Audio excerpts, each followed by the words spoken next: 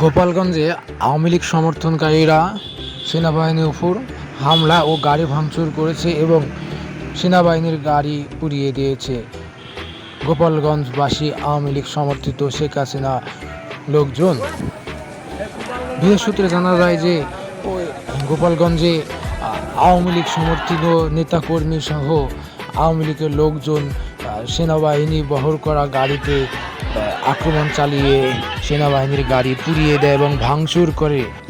আওয়ামী লীগ সরকার শেখ হাসিনা পালিয়ে যাওয়ার বিষয়টি গোপালগঞ্জবাসী মেনে নিতে না পারায় এবং তার পদত্যাগ করা না মেনে নিতে না পারার জন্য সেনাবাহিনীর ওপর গোপালগঞ্জবাসী নেতাকর্মী আওয়ামী লীগ নেতাকর্মীর সহ গোপালগঞ্জের অধিকাংশ লোকই সেনাবাহিনীর ওপর আক্রমণ চালিয়ে গাড়ি ভাঙচুর করায় আহত হয় অনেকে এবং সেনাবাহিনীর সাথে এক পর্যায়ে লাঠিচার্জ সহকারে শুরু হয়ে যায় সেনাবাহিনীর সাথে আওয়ামী লীগ সমর্থিতদের।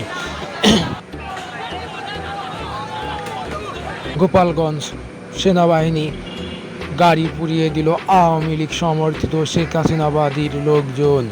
এটা কি করলো গোপালগঞ্জবাসী?